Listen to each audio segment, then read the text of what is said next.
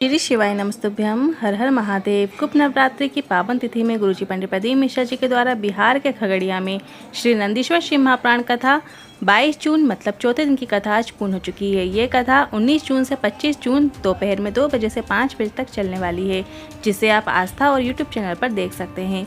आज गुरुजी ने श्री शिवाय नमस्तुभ्यम मंत्र से संबंधित बिल्कुल नए उपाय की जानकारी दी है। साथ ही गुरुजी ने बताया है कि हर मनुष्य के शरीर में शिवलिंग होता है। आज की कथा की सभी रोचक जानकारी आपको इसी वीडियो से प्राप्त होने वाली है। कल मतलब 23 जून आषाढ़ माह की शुक्ल पक्ष की पंचमी तिथि है और गुरुजी ने नवरात्रि की पंचमी तिथि का एक विशेष उपाय बताया था, जिसे आप इस गुप्त नवरात्रि की पंचमी को मतलब 23 जून शुक्रवार के दिन कर सकते हैं। ये आम के पत्ते, रोली, हल्दी, चावल वाला उपाय है। आपको ये उपाय करना है। इसे करने के लिए आपको मंदिर भी नहीं जाना है। उपाय आपको इसी वीडियो के अंत में हम करके दिखाएंगे, इसलिए वीडियो के अंत तक बने रहिए। आज की कथा में गुरुजी ने 18 उपाय, पत्र और उपयोगी जानकारियां दी हैं। सभी की जानकारी आपको इसी वीडियो के माध्यम से देंगे। किसी कारणवश यदि आपने आज की कथा नहीं सुनी है तो पूरी कथा का रास्ता आपको इस छोटे से वीडियो से प्राप्त हो जाएगा। पिछली वीडियो में हमने आपसे एक प्रश्न किया था कि नंदीश्वर शिव महाप्राण में गुरुजी ने बताया था कि खुद का मकान और व्यापार उन्नति चाहते हो तो वो उपाय कब किया जाता है। तो सही उत्तर है सी, शिवरात्रि। और आज का प्रश्न इस प्रकार है, शिवलिंग पर क्या नहीं चढ़ाया जाता इनमें से? ए हल्दी, बी रोली कुमकुम, सी अबीर या डी गुलाल। आप इस प्रश्न का उत्तर कमेंट के जरिए हमें भेज सकते हैं और हम इस प्रश्न का उत्तर कल के वीडियो में आपको बताएंगे। तो बढ़ते हैं आज की कथा की पहली जानकारी की ओर। माता, पिता, शिक्षक और सद्गुरु ऐसे होते हैं जो हमारे मार्ग को निश्चित कर देते हैं, हमारे मार्ग को प्रशस्त कर देते हैं। बाल्यावस्था में माता का आशीर्वाद मिलता है। पिता अपने पुत्र को धन, दौलत, प्रॉपर्टी सब देता है। कभी भी बच्चे को बीच मार्ग में नहीं छोड़ता, मंजिल तक पहुंचाने का प्रयास करता है। और एक शिक्षक जो नर्सरी से कॉलेज तक आपका साथ देता है। सद्गुरु जिसको तुम्हारी दौलत, सत्ता, प्रतिष्ठा, वैभव से लेना देना नहीं होता, वो तुम्हें तुम्हारे जीवन की मंजिल तक पहुंचाने का प्रयास करता है और जन्म मरण से मुक्ति दिलाने का प्रयत्न करता है। बढ़ते हैं आज की कथा की दूसरी जानकारी की ओर। गुरुजी ने कहा, आजकल ऐसे बाबा आते हैं जो त्रिकालदर्शी होने के दावा करते हैं, जो तुम्हारा भूत और भविष्य सब बता देते हैं।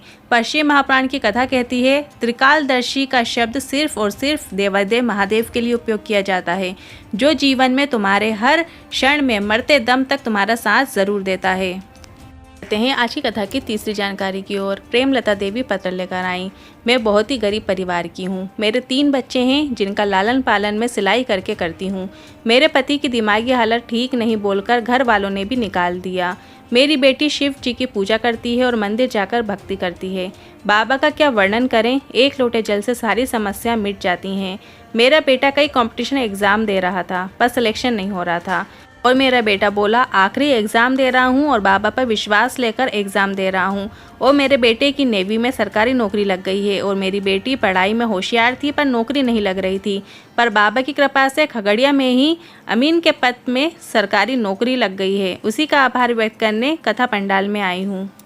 हैं आज की कथा की चौथी जानकारी की ओर। गीता जी पत्र लेकर आई। एक लोटा जल और पशुपतिनाथ व्रत का क्या वर्णन करें। मेरी भाभी ने पशुपतिनाथ व्रत के बारे में बताया और कहा, व्रत कभी खाली नहीं जाता। मैंने एक बार व्रत किया पर कोई फल नहीं मिला। इसके बाद दोबारा व्रत किया पर फल भी नहीं मिला, पर मैंने सोचा भाभी ने जब कहा है तो फल जरूर मिलेगा, तो मैंने तीसरी बार पूरी विश्वास के साथ पशुपतिनाथ व्रत किया और बाबा की कृपा से मेरे घर के दोनों बेटे सरकारी नौकरी में चयनित हो गए हैं। उसी का आभार व्यक्त करने कथा पंडाल में आई हूँ। हैं आज की कथा की 5वीं जानकारी की ओर। सुषमा जी पत्र लेकर आई। एक लोटे जल का क्या वर्णन करूं। मेरी बेटी 5 साल से कंपटीशन एग्जाम दे रही थी पर मात्र 1 या 2 नंबर से रह जाती थी, हार चुकी थी। फिर मैंने कहा, बेटा तू मेहनत पूरी कर पर साथ में 1 लोटा जल चढ़ाना शुरू कर दे। फिर मेरी बेटी रोज 1 लोटा जल चढ़ाने लगी और आधा घंटा शिव महाप्राण कथा भी सुन लेती थी। इसके बाद बेटी का विश्वास जाग गया और खुद बोली, इस बार मैं पक्का सिलेक्ट होंगी, मुझे शिव पर पूरा विश्वास है। इसके साथ पशुपतिनाथ व्रत किया और एग्जाम देने गई तो पहले एक बेलपत्र की बीच वाली पत्ती में शहद लगाकर उसे शिवलिंग पर चिपकाते हुए एग्जाम देने गई और मेरी बेटी का इस विभाग में नौकरी लग गई है। उसी का आभार व्यक्त करने कथा पंडाल में आई हूँ। बढ़ते हैं आज की कथा की 6वीं जानकारी की ओर। जब दोनों पति पत्नी का विश्वास एक दूसरे से समाप्त हो जाता है तब वे दोनों अदालत में जाकर तलाक के लिए एप्लीकेशन दे देते हैं। शिव महाप्राण की कथा कहती है, पति पत्नी पर विश्वास रखता है और पत्नी पति पर विश्वास रखती है तो ये एक विवाह एक जन्म नहीं 7 जन्म तक निभ जाता है। बढ़ते हैं आज की कथा की 7वीं जानकारी की ओर। अभिमान अहंकार व्यक्ति को बर्बादी की ओर ले जाता है। ममता जी पत्र लेकर आई। 3 सालों से बहुत बीमार रहती थी। डॉक्टर के पास जाती थी तो कभी बीपी, कभी शुगर, कभी थायराइड, कभी गठिया की बीमारी बता देते थे। 3 साल से दवाई खा रही थी। डॉक्टर बदलती रही, कोई हॉस्पिटल नहीं बचा, पर मुझे आराम नहीं मिला। फिर मैंने किसी को मंदिर जाते हुए देखा तो मुझे पता चला शिवलिंग पर जल चढ़ाकर उसका आचमन करने से रोग मुक्ति प्राप्त होती है। तो मैंने भी नियम बना लिया, शिवलिंग पर जल चढ़ाकर बेलपत्र चढ़ाकर उसका आचमन करना शुरू किया। बेलपत्र को खाना शुरू किया और अब मेरी बीपी, शुगर, थायराइड और गठिया सब की दवाई बंद हो गई है। मैं पूरी तरह से ठीक हो गई हूँ। उसी का आभार व्यक्त करने कथा पंडाल में आई हूँ। बढ़ते हैं आज की कथा की 8वीं जानकारी की ओर। 1 जुलाई, 2 जुलाई, 3 जुलाई को गुरु पूर्णिमा महोत्सव सीहोर कुपरेश्वर धाम में चलेगा, जिसमें आपको शिव दीक्षा और गुरु दीक्षा का क्रम चलेगा और आपको 2 घंटे के शिव गुरु प्रवचन सुनने को मिलेंगे। 3 दिन तक रोज दोपहर में 1 बजे से 3 बजे तक आप इस गुरु शिव प्रवचन का लाभ आस्था चैनल और यूट्यूब के माध्यम से प्राप्त कर पाएंगे। और गुरुजी ने बताया है इसका नाम भी गुरु शिव दीक्षा महोत्सव रखा गया है। बढ़ते हैं आज की कथा की 9वीं जानकारी की ओर। गुरुजी ने कहा यह कथा पूर्ण होने के बाद अगली कथा तीर्थों के राजा पुष्कर में होने वाली है, जो कि 5 जुलाई 2023 से शुरू होने वाली है। इस कथा का नाम ब्रह्मा शिव महाप्राण कथा होगा। ये सावन माह की पहली कथा है। ये कथा का समय दोपहर में 1 बजे से 4 बजे तक होगा और इस कथा का आनंद आप 5 जुलाई से 11 जुलाई तक आस्था चैनल और यूट्यूब के माध्यम से प्राप्त कर पाएंगे। बढ़ते हैं आज की कथा की 10वीं जानकारी की ओर। रंजना कुमारी जी पत्र लेकर आई। मैं पटना से यहाँ कथा सुनने आई हूँ। पति को 2010 से मुंह में जीभ में तकलीफ हो गई थी। इसका इलाज चलते चलते 2022 हो गया। 12 साल हो गए और तकलीफ में आराम नहीं मिला। डॉक्टर का कहना था कि ये बड़ी मुश्किल से ठीक होने वाला रोग है, बहुत मुश्किल है कि ये ठीक हो जाए। सारे डॉक्टर का इलाज करवा लिया पर आराम नहीं मिल रहा था। फिर मोबाइल पर एक छोटी सी क्लिप आ गई और इसके बाद यूट्यूब में सर्च करके आपकी कथा सुनना शुरू किया और आपने प्रत्येक कथा में एक ही बात कही, शिवलिंग पर जल चढ़ाओ, एक बेलपत्र चढ़ाकर बेलपत्र खाओ और शिखर का दर्शन करो और कुंदकेश्वर महादेव का नाम का स्मरण करो। हमने ऐसा ही करना शुरू किया और बाबा की कृपा से सारी दवाइयाँ बंद हो गईं और मेरे पति पूरी तरह से ठीक हो चुके हैं। उसी का आभार व्यक्त करने कथा पंडाल में आई हूँ। बढ़ते हैं आज की कथा की 11वीं जानकारी की ओर। अजय केसरी जी पत्र लेकर आए। 25 वर्ष से साइनस की बीमारी थी। 10-10 रुमाल गीले हो जाते थे। 25 साल से साइनस की बीमारी ठीक नहीं हुई।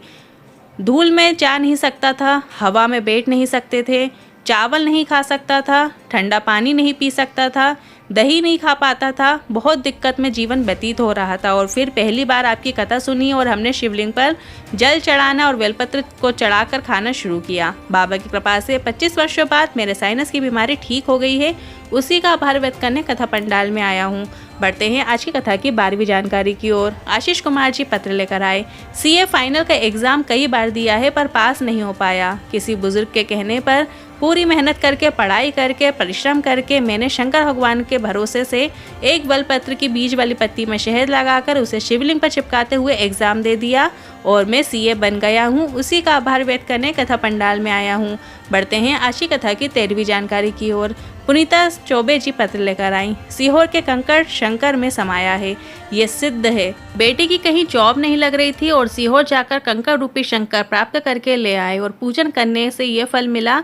मेरे बेटे की आर्मी में नौकरी लग गई है। उसी का आभार व्यक्त करने कथा पंडाल में आई हूँ। बढ़ते हैं आज की कथा की 14वीं जानकारी की ओर। गुरुजी ने कहा सभी के शरीर में शिवलिंग है और ये बात बोलो तो सभी हंसते हैं और इसे गलत मतलब से सोचते हैं, बल्कि ऐसा नहीं है। आप अपने डॉक्टर के पास जाओ और सर के पीछे नीचे जहाँ पर रीढ़ की हड्डी जुड़ती है वहाँ पर एक भाग होता है जो मेंडुला है। वही मेंडुला के रूप में शिवलिंग है जो प्रत्येक मनुष्य के अंदर है और शरीर में हर अंग में इलाज हो सकता है, पर मेंडुला का इलाज आज तक कोई डॉक्टर नहीं कर पाया। बढ़ते हैं आज की कथा की 15वीं जानकारी की ओर। गुरुजी ने कहा आजकल साइंटिस्ट भी जांच में लगे हैं कि शिवलिंग पर चढ़े जल से कैसे रोग मुक्ति मिल रही है। हमने आपको पहले भी बताया है, शिवलिंग पर जल चढ़ाकर उस जल का आचमन कुंदकेश्वर महादेव का नाम लेते हुए करने से liver, kidney, thyroid, BP, sugar और कैंसर जैसी बीमारियों का भी लाभ देखने को मिलता है, क्योंकि वो जल जब आपके शरीर उस मेंडुला हड्डी से स्पर्श होता है तो वह भी औषधि का कार्य करता है। बढ़ते हैं आज की कथा की 16वीं जानकारी की ओर। अभिषेक शर्मा पत्र लेकर आए। मेरी किडनी में 2 सालों से स्टोन था। डॉक्टर बोल रहे थे स्टोन ऐसे जगह पर है जहां किडनी डैमेज होती जा रही है। 2 बड़े बड़े स्टोन थे। मैंने आपकी कथा सुनना शुरू किया और शिवलिंग पर कुंदकेश्वर महादेव का नाम लेकर जल चढ़ाना शुरू किया और उस जल का आचमन करना शुरू किया और निवेदन करता कि बाबा मेरे पर कृपा करो, बहुत दर्द है, बड़े बड़े 2 स्टोन हैं, डायलिसिस की नौबत आ सकती है। इसके बाद रुद्राक्ष महोत्सव सीहोर में था। मेरे जाने का मन था पर शरीर में इतना दर्द था कि मैं कैसे जाता। फिर मैंने सोचा बाद में चला जाऊंगा और मैंने शिवलिंग पर जल के साथ साथ एक बेलपत्र खाना शुरू किया और बाबा की कृपा से मेरी किडनी की दोनों स्टोन निकल गईं और मेरी किडनी पूरी तरह सुरक्षित है। उसी का आभार व्यक्त करने कथा पंडाल में आया हूँ। इसके बाद गुरुजी ने कहा, हमने आपसे पहले भी कहा है, पथरी हो, स्टोन हो या समस्या होने पर आपको शिव पर चढ़ी हुई दूर्बा का उपयोग करना है। आप यहाँ पर गुरुजी ने सफ़ेद दूर्बा वाला उपाय की बात कही है, जिसका वीडियो आप हमारे चैनल पर जाकर देख सकते हैं।